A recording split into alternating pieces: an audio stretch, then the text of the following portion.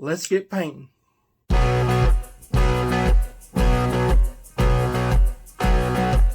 Welcome back to the channel. I'm your host, Ken Johnson. So today I'm going to be doing a study piece, and so this is actually a two-part series.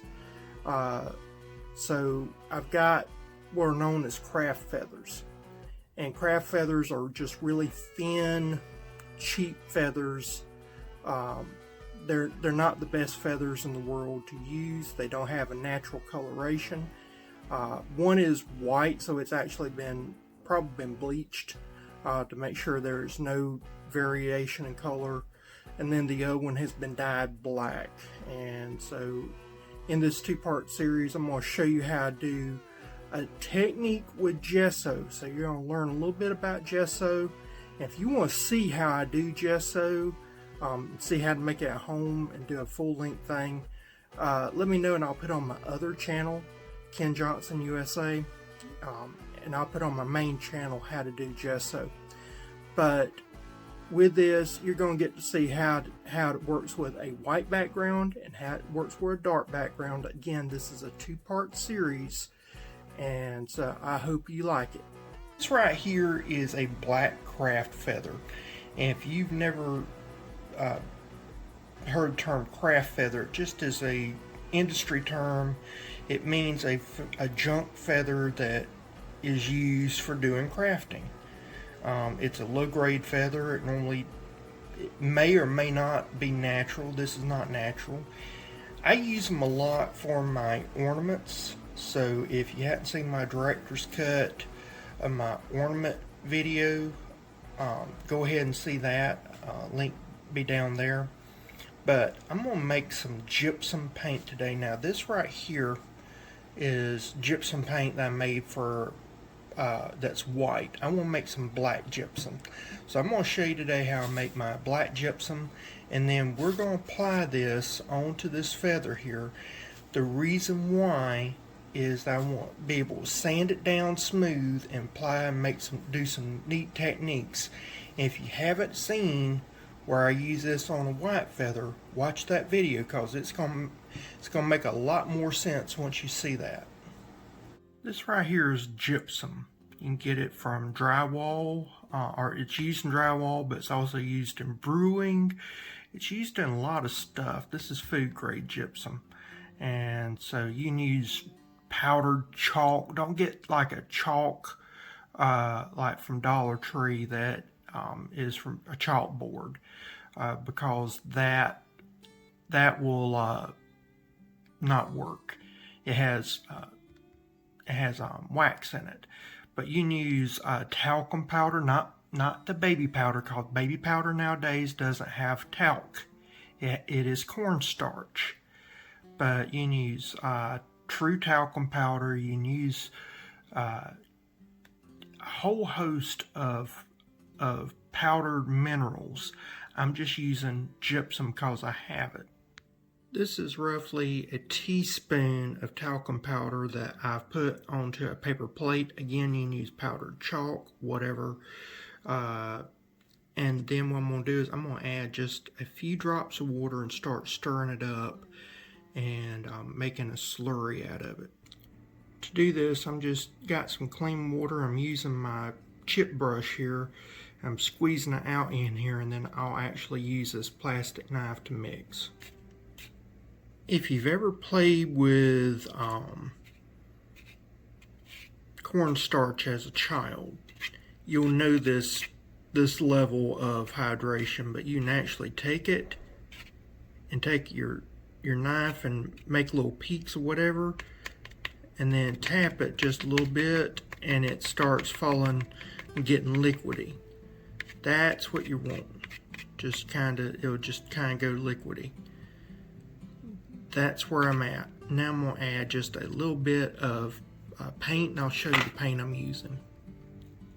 I like to use water-based acrylic enamel. And so this is Folk Art brand. You can use whatever brand you want. But it has everything you need, so you don't need to add PVA glue.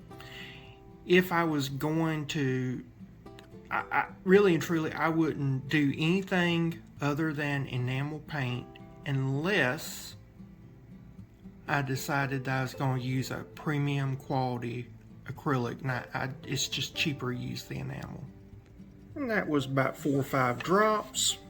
So not quite half the amount I've got here of paint to gesso mixture. Now I'm going to slowly mix this in.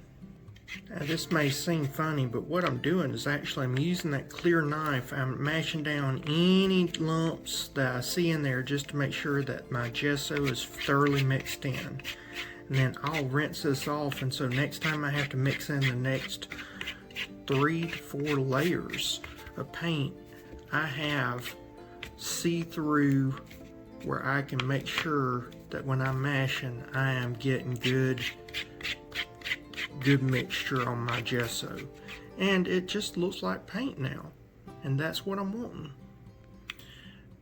Now I'm loading up my chip brush. I'm also making sure it's thoroughly stirred. I could have missed something, and so that's where I'm making sure I got good mixture. Chip brush doesn't do as good, but it's finer than the knife. So if there's any micro clumps or whatever, that chip brush would pick it up real quick.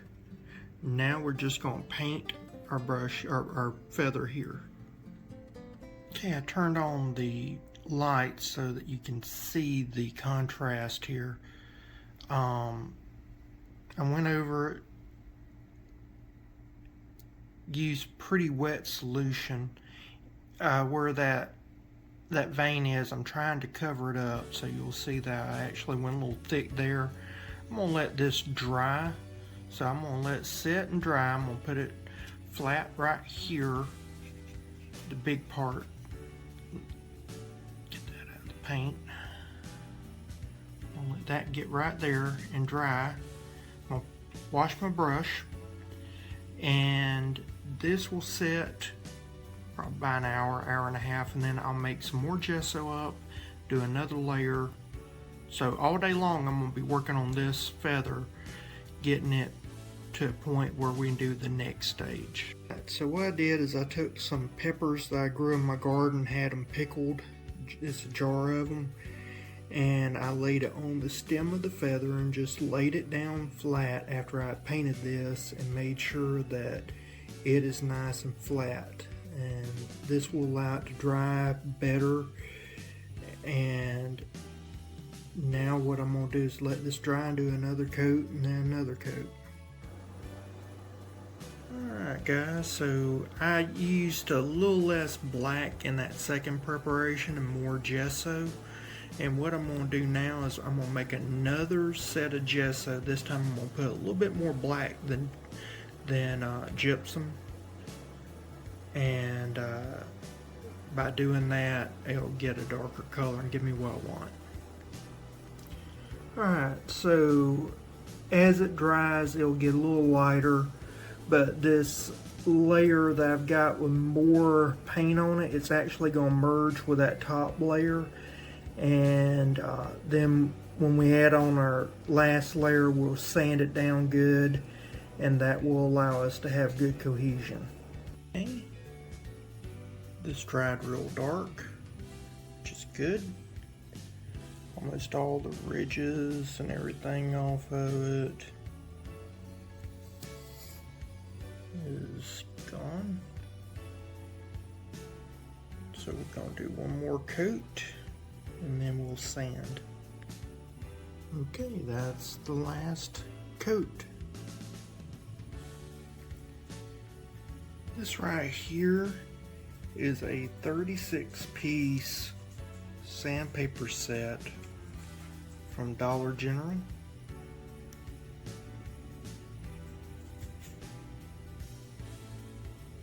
Has two 80 grit. They're waterproof. 10 80 grit that are just regular paper. So you do wet and dry. We're going to be doing mostly dry, but you can see it's got two wet dry 240, and got 2 wet dry 400. Got 10 of the 100s and 150s. We might go down to 400. We're probably going to start off just at 80 though and go from there. So first thing I did is took P80, took about, I don't know, 3/4 of an inch and cut it with these scissors. Now I'm going to cut it in half. There we go, just like that. Let's go to P150. Like the other, it's time to sand the feather with the 80 grit sandpaper. Okay, and see that. See where it's sanded down. See the dust from it. I've just been sanding it, wouldn't say hard pressure, just a moderate pressure. Now let's go to the 150. I personally feel that the 150 does a better job on this application. It tends to get more of the residue off. It tends to smooth better. So sometimes you can start off with too big of a sandpaper. I think 150 is the better approach. Start off this painting, we're simply going to do black and white. Oh, this is a dark background. What I'm going to do is I'm just getting some white going down here.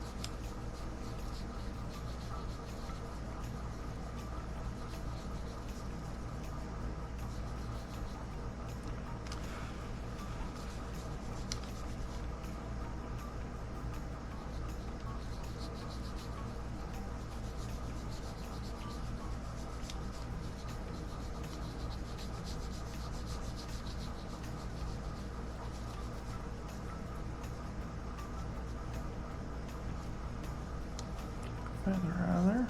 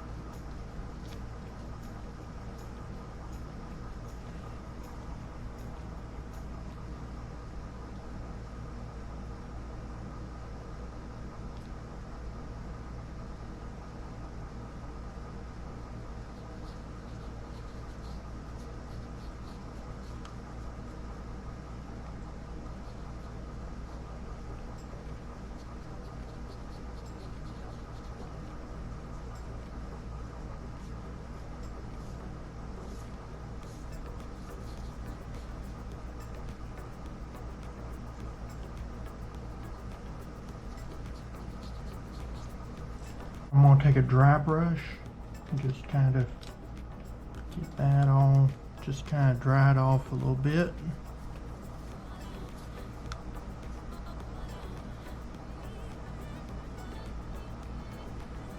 Get all that kind of twirled up.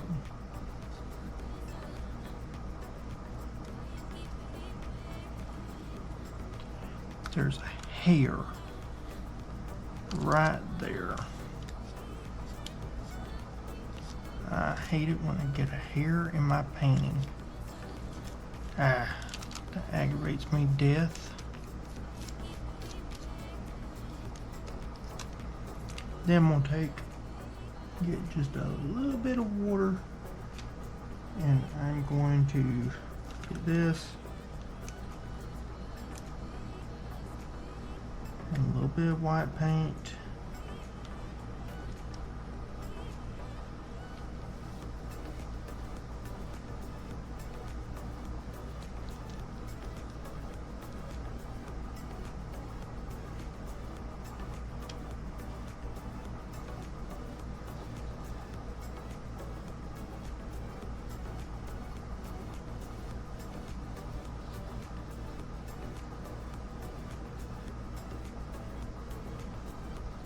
Okay.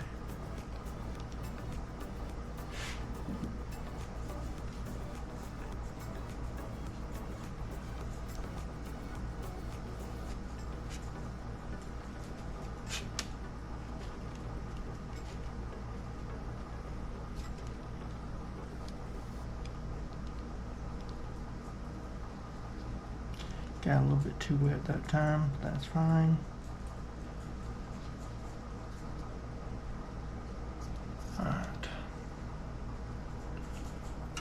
Let that dry. Okay, I'm going to brighten this up a little bit more.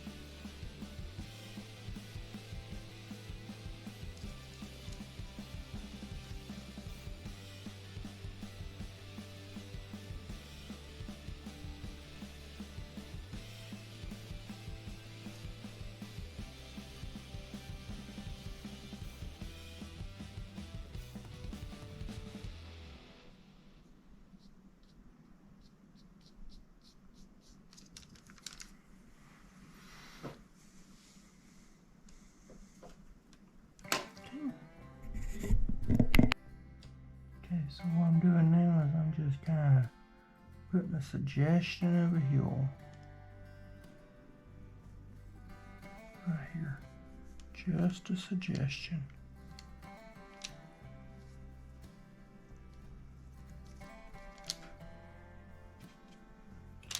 Using a very, very thin paint.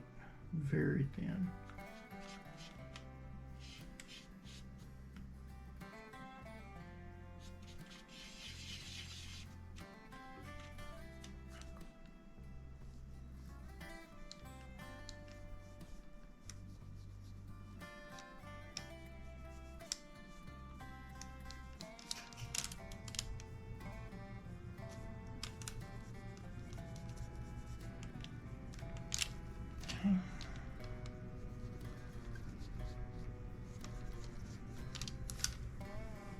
Now what we're going to do is just put some leaf litter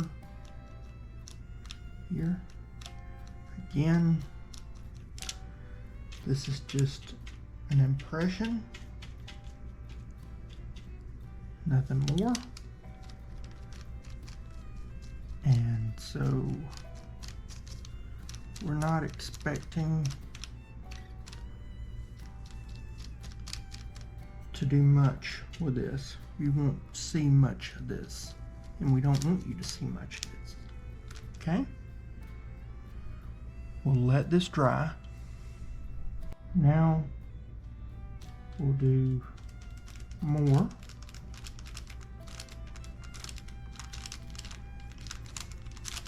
Leaf litter.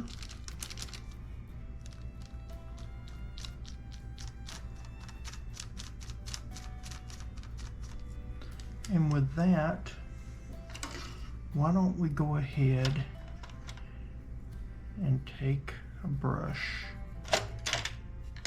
and start drawing some lines. So let's draw some lines up. We're going to draw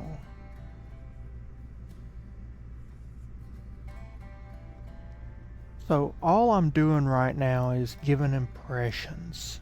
This is nothing more than impressions, and a lot of this will be covered up over later. That's always the case with paintings, but what's left, it looks like a fine detail. It looks like you put way more energy into a painting what you really did.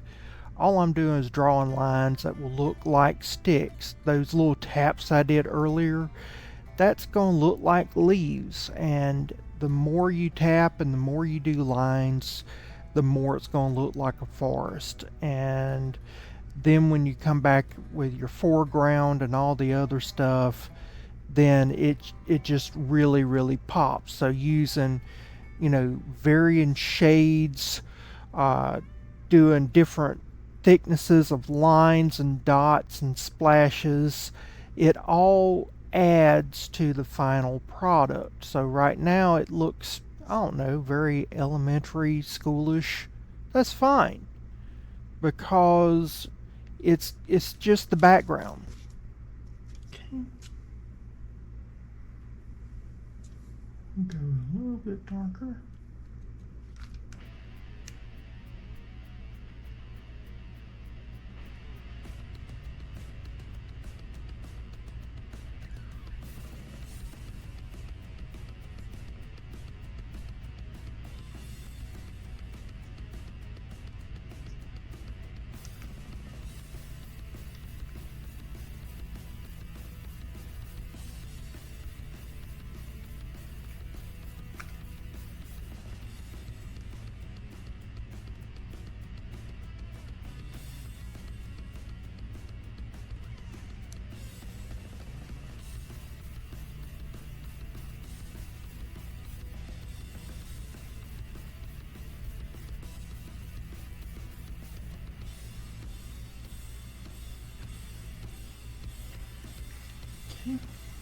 Now we're going to switch brushes.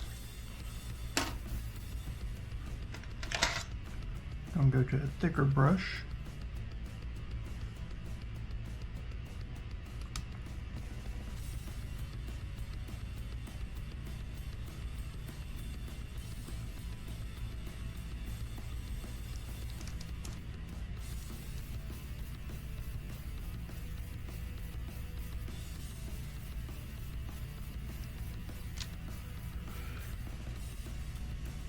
some bigger ones.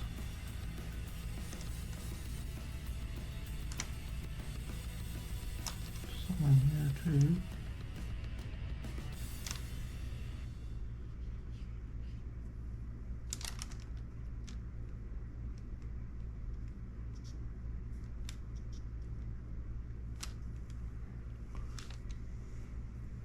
Now, scruffy brush.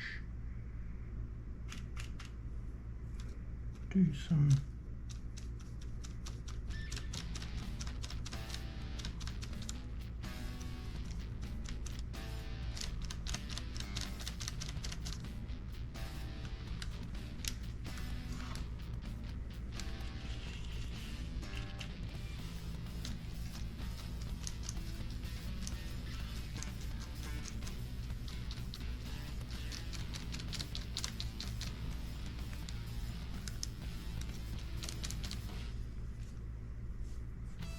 and just trying to go over a little bit more.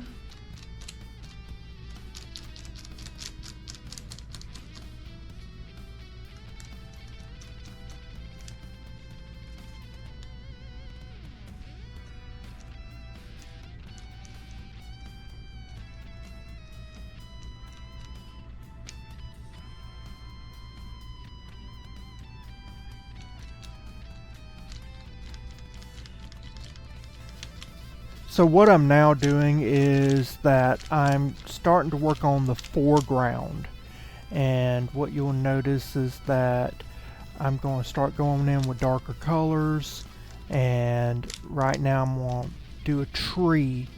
This tree is going to be pivotal later on, and then I'm going to do what I call framing. I'm going to start putting trees and foliage and other things along the sides, a little bit towards the top, towards the bottom.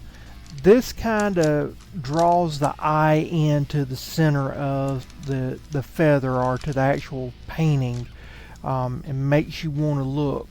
That's the reason why I did impressions of hills, because all these little layers now will be drawn in, and the eye will start perceiving all these little things that we build up to this point.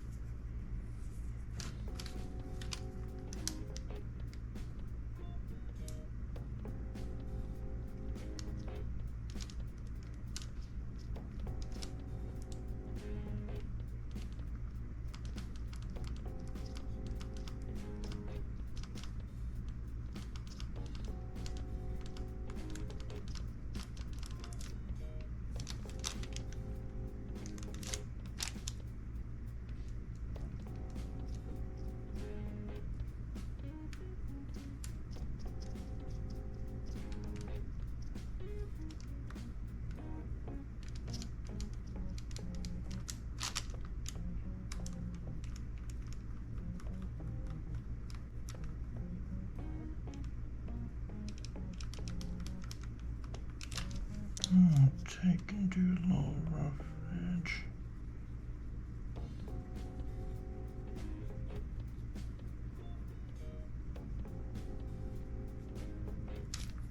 A lot of times you have to look at a painting, and I really never have an idea of what I'm going to paint until I'm actually painting, so this is me getting an idea of what I want in this painting.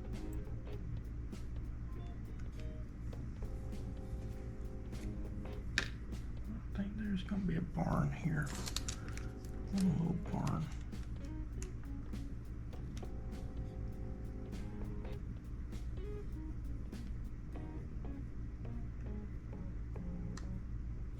One little tip, if you're going to start selling your art and you're trying to do something kind of realistic, realize that if you have impressions that people are in the painting, or that someone has been in that painting, it actually causes people to want to buy the painting because it looks more authentic than something that's pristine. So sometimes I know artists that they'll put little calm trails in the sky with their clouds.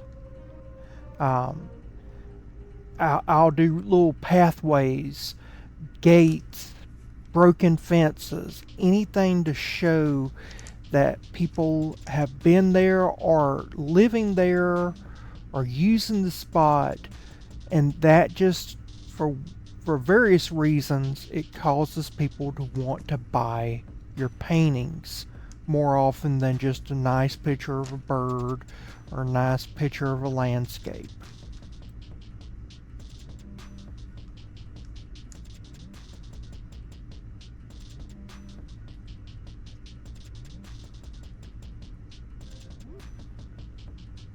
Now, you'll see me fiddle with this barn here for a while because I want everything to be just right. When you put in a building, I mean, the older it looks, the more you can get away with it.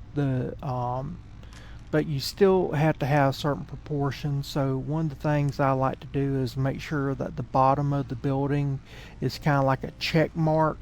It kind of if you show the building on an angle, it looks more natural. So if you imagine a check mark, that kind of is what I'm trying to do with the bottom. And then the top naturally has to follow those same lines and same proportions. And so I'll fiddle with this a lot. Buildings are something that I have a hard time with to begin with, and I'm going to play around with it. No matter what painting I'm doing, I'm always going to be playing around with the buildings if I put a building in there, and I'll change it 4 or 5 times. So that's just who I am, and that's what I do. And there's some people that they feel more comfortable with buildings, and they'll throw one up very quickly with not much work being done over it. Me, I'll retouch it several times because nothing just looks right, and then eventually it'll all fall into place for me.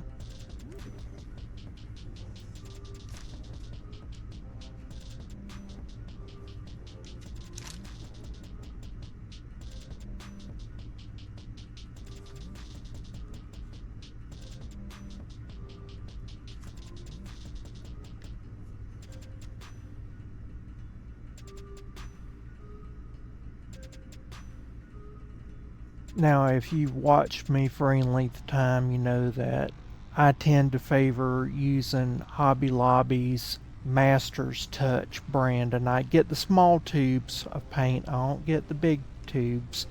I am convinced that the small tubes are better quality paint than the big tubes. Big tubes are garbage. However, and the reason why I like them is that they got more of the acrylic medium in them, and they're also got more pigment, and that's two traits that I feel makes a quality acrylic paint. But with this approach, you'll notice that there's a lot of gloss, and that's because of the acrylic medium. And so when we come back in a little bit with the next step of this process, it makes it a little bit difficult. So this is actually a great technique to use with some of your cheaper acrylic paints. So let's say you got some white and black paint from Dollar Tree, okay? Or maybe you got some from Walmart, some craft paint. That stuff has very little acrylic base in it. The blacks pretty good, but the whites are always garbage. It's fine because when we do this process, the second part of this process, it'll actually do better than the bare quality acrylic paints. Just want to lighten that up.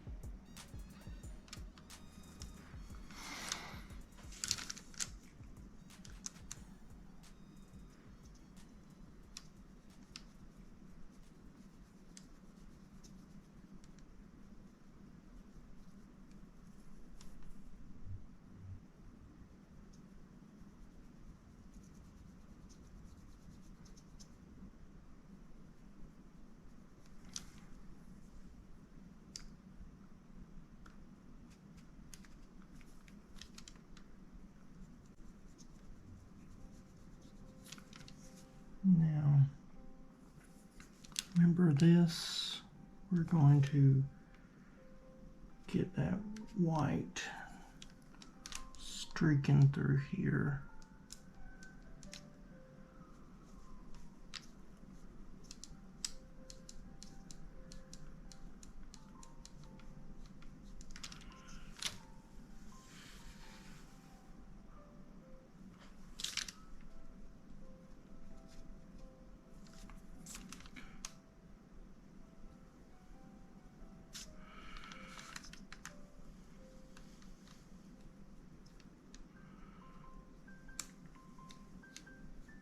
So what I'm doing here is putting in a sunburst, and you have to be very, very careful with sunburst.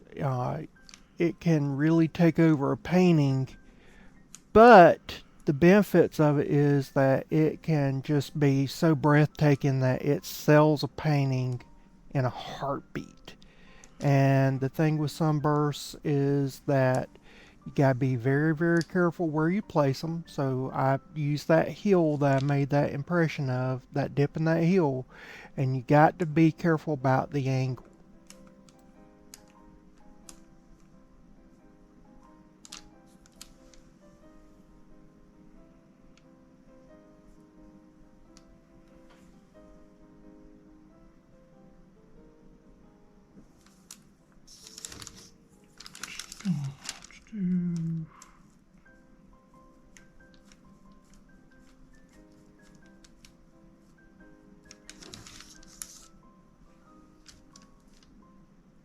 Let's do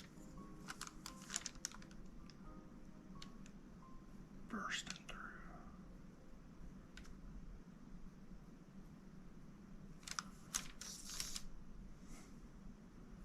Like that. There we go. So what we're going to do is let this dry, and then we'll come back with some watercolors. Something I did want to show. Look at how small the feather is. So this feather is just slightly bigger than a writing pen and just slightly wider than a quarter. Just wanted to show you that in comparison.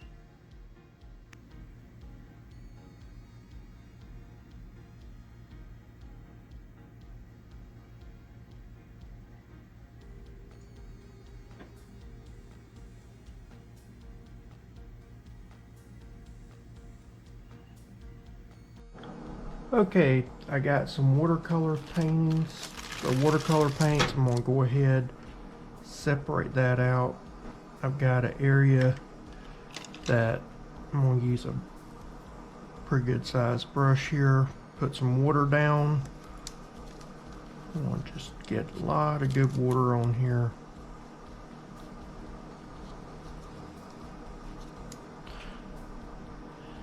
Water here.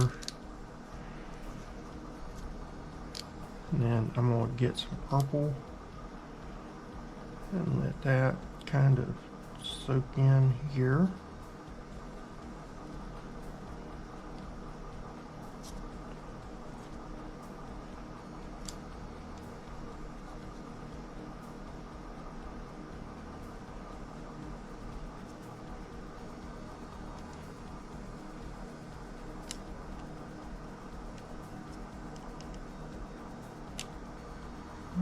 And then from here we're going to do some of this.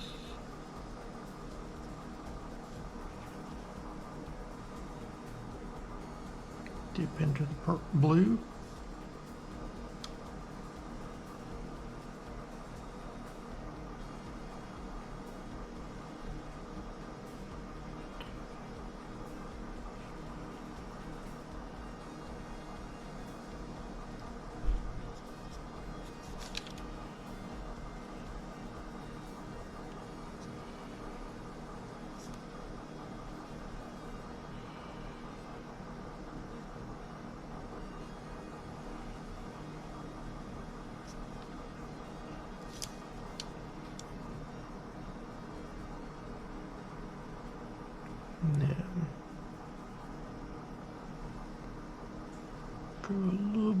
to the pinks here.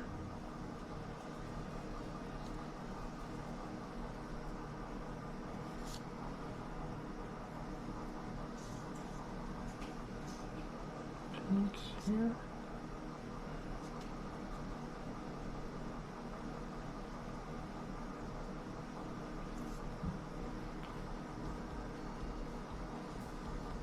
Right in here with yellow.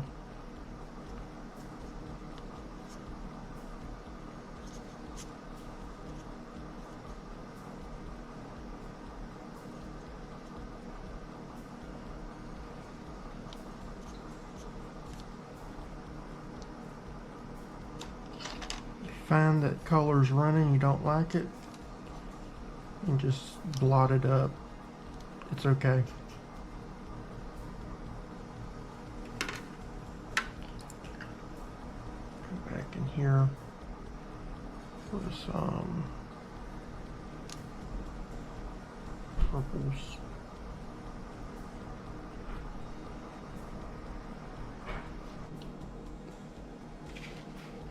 Okay, so what I'm doing now is I'm going back over the feather with a limited color palette. So I've got some yellow ochre, I've got some, I believe this is phthalo green, grass green, lake blue. This right here is a burnt umber, no, raw umber, and black. And I've got white here, and the reason why I got white is because, as you know, whenever you have a dark background like a feather, paints are made to have a white background, and so this will help with the vibrancy of the actual paints. So let's get started. Okay, got me a little bit of water. Take a little bit of black, a little bit of brown, some dark green.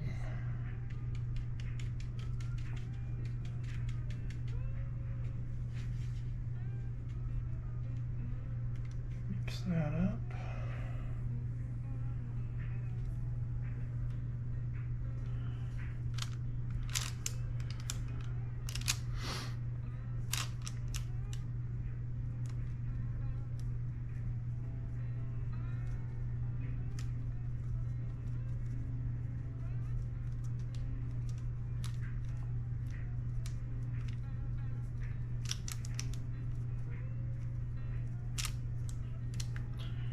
I'll take this right here,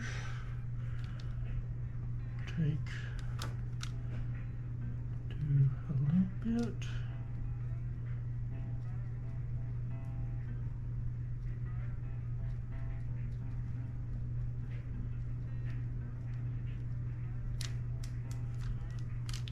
And right here, we're going to do a little bit.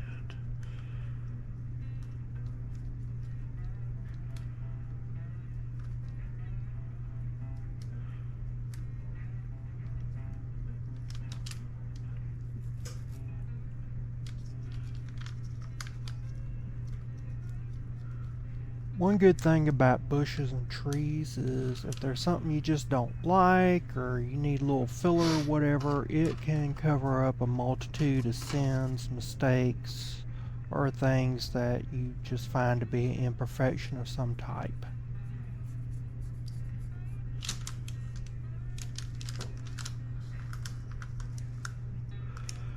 I'll let this dry a little bit and we'll be right back.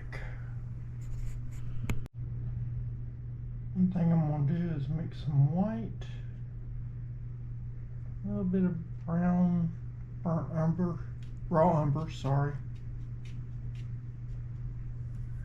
and I'm going to strengthen this up a little bit.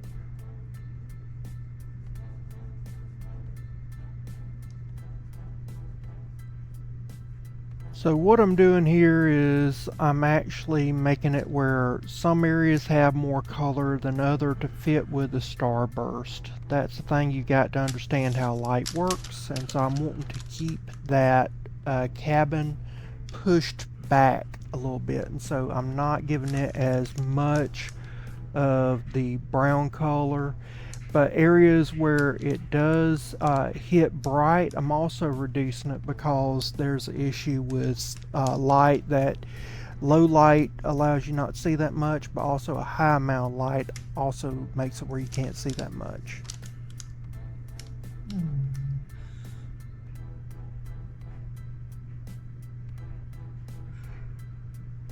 Same color.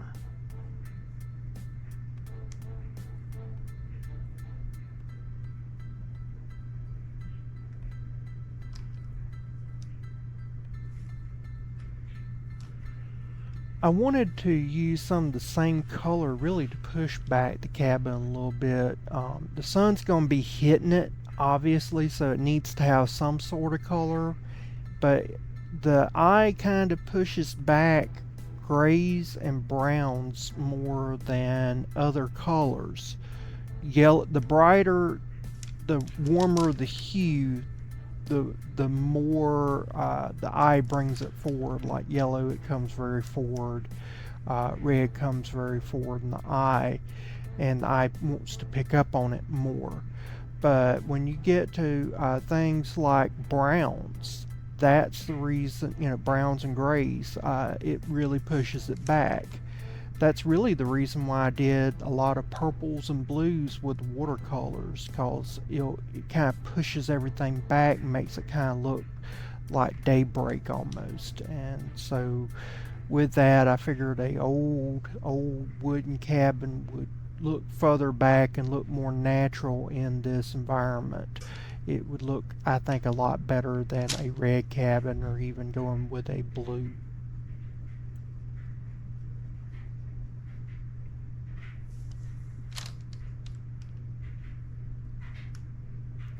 Along this line, a lot of people already know this, but I have a MBA, and there is a psychology to how you dress, and so a lot of the suck ups that I just can't stand in business, you'll notice that they have a real bright blue suit, and then they'll have almost an orangey brown pair of shoes that they wear. And the reason why they do that, the orange picks up the blue to cause enough tension, so the boss sees them, but then kind of pushes it back in the mind that, okay, well, we need to keep them around.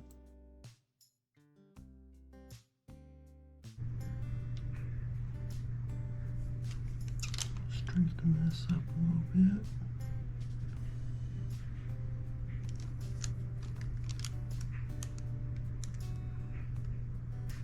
Again, buildings are not my strong suit, and so you'll see me, I'm going to be fiddling with this. I'm going to keep playing with this roof, getting it to where I like it. Different colors, different things will make it look differently, and you get something in your mind, you're saying, oh, I'll try that, and it doesn't work. That's the beauty of acrylics versus watercolor. You can just paint over it and say, you know what, I don't like this, and go from there. And so like right now I'm adding a little bit of dark line to it, and then I'm putting in some little contrast because there needs to be some shadows. I'm filling it in, and so as I put on something, I'm like, do I really hate it, or can I make this work? And it really is, it's strange. You have to say, how much do I really hate this, and how much can I make it work, and am I really messing up? A lot of people freak out and they're like, oh, I messed up. Well, no, not necessarily. It's a paint. You can go over it. Don't worry about it.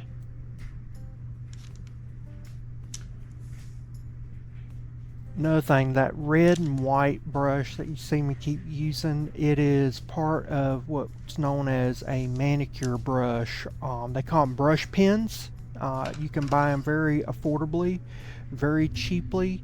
They come in 1, 2, and 3 are the numbers, and they have been game changers for my art. In fact, my mentor, before she passed away, she asked where she can get some. She fell in love with them as well, and I gave her some, and man, she loved them. They are a game changer for fine detail.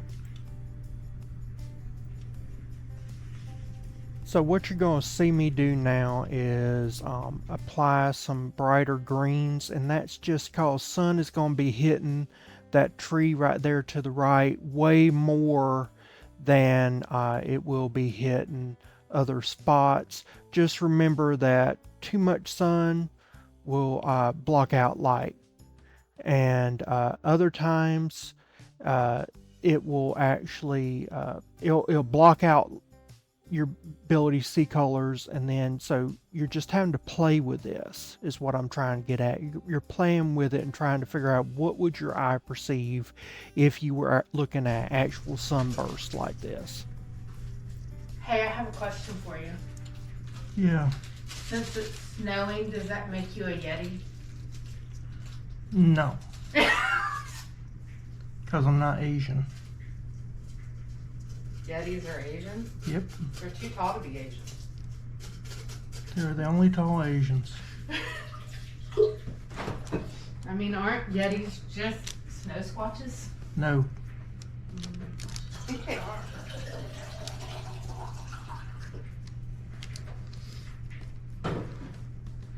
Fairly confident they are.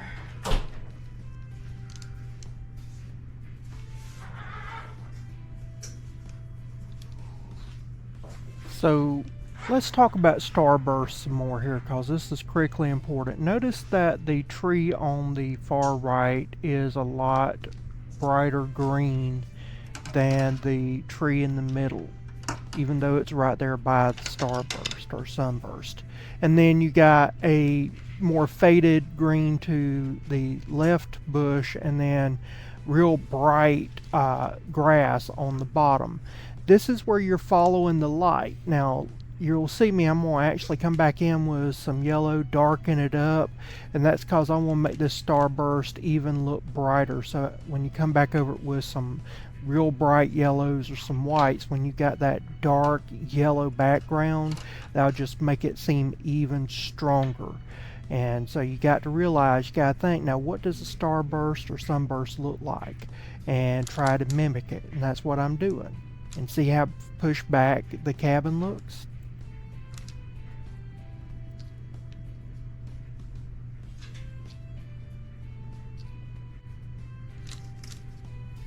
What I'm doing now is I'm going to come back in with a large chip brush. The large chip brush allows me to do straight, thick lines, and that's what I'm kind of wanting to do. I'm wanting to reinforce some lines. I'm wanting to create some new lines. It will also allow me to create that kind of foggy look that you get in the early morning, because I want this to be kind of a daybreak where you got a sun just waking up. You know, those people that are morning people that are annoying and like good morning and just bust through the day. Yeah, that's what I'm wanting. I'm wanting that sun to be just as annoying as it can be, waking everything up. Wow, this painting is really starting to come to life.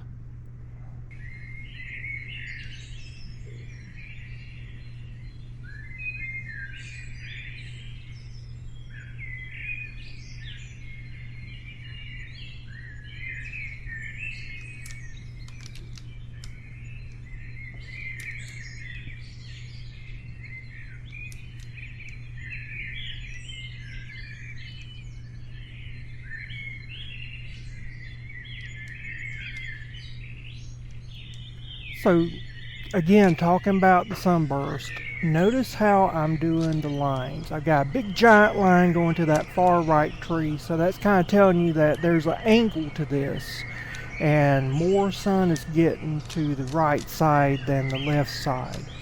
As you get over to the tree on the center part, you see that one line that I put? That's because there's not much to block a ray of sun shooting out, because that's where the leaves are the thinnest.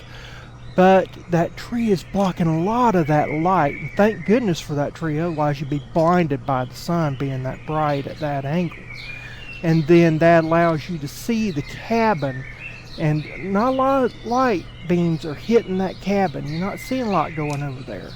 And then you're noticing that as sun is hitting the foreground more, which we can't see all the stuff the sun's hitting because we're kind of facing the sun a little bit, but as it hits, you see that that leaf right there, or that bush on the left.